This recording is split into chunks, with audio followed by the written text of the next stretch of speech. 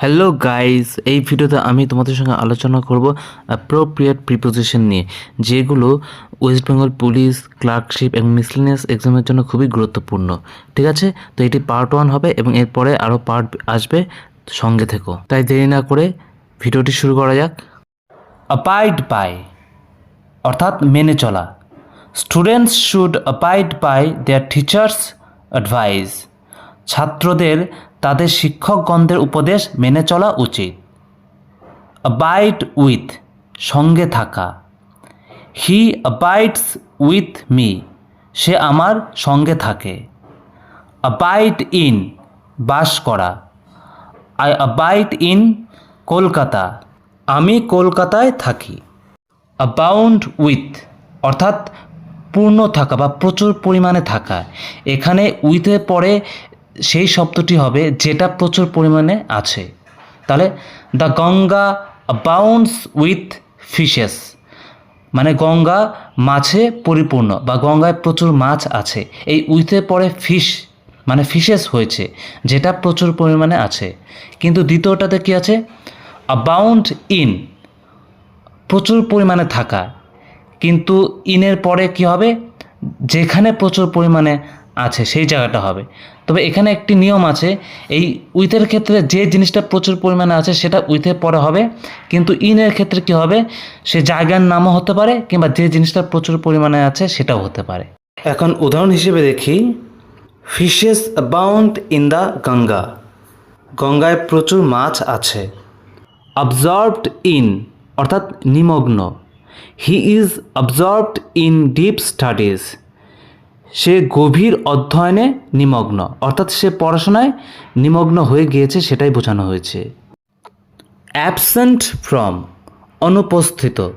He was absent from the meeting, সে মিটিংয়ে অনুপস্থিত ছিল। অ্যাবসেন্স ফ্রম এটা হচ্ছে নাউন আর আগেরটা ছিল অবজেক্টিভ, তো এটার মানেও অনুপস্থিত। His absence from the function shocked me much, অনুষ্ঠানে তার অনুপস্থিতি আমাকে মর্মাহত করেছিল। অবজলভ ফ্রম অর্থাৎ মুক্ত করা। অবজলভের পরে ফ্রম কখন হয়?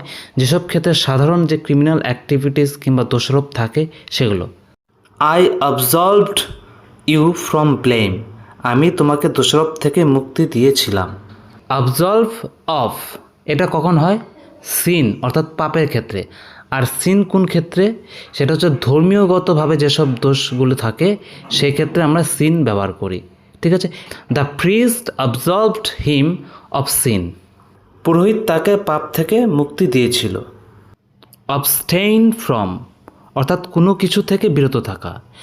এভরিওয়ান শুড অবস্টেইন ফ্রম স্মোকিং, সকলের ধূমপান থেকে বিরত থাকা উচিত। অ্যাভোরেন্স অফ অর্থাৎ ঘৃণা।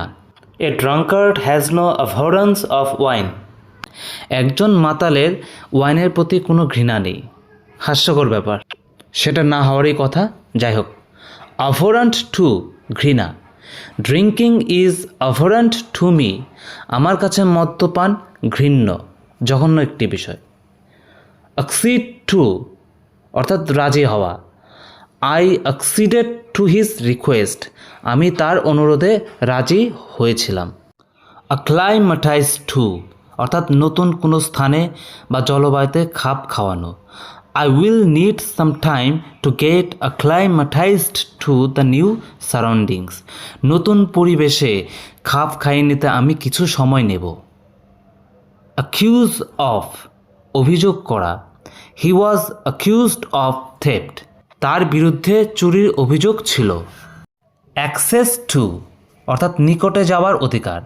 We have easy access to our headmaster, মানে আমাদের প্রধান শিক্ষকের কাছে খুব সহজেই যাওয়ার অধিকার আছে বা প্রবেশাধিকার আছে, এরকম। অ্যাক্সেসিবল টু অর্থাৎ অভিগম্য। Mister Akash is accessible to all, মানে মিস্টার আকাশের কাছে সবাই সহজে যেতে পারতেন, এরকম একটা ব্যাপার। অ্যাকসেপ্টেবল টু গ্রহণযোগ্য। Your offer is acceptable to me, তোমার অফার আমার কাছে গ্রহণযোগ্য। অ্যাকোমোডেট ওয়ান উইথ সামথিং অর্থাৎ কাউকে কোনো কিছু দিয়ে সাহায্য করা। He accommodated me with a loan, সে আমাকে একটি লোন দিয়ে সাহায্য করেছিল।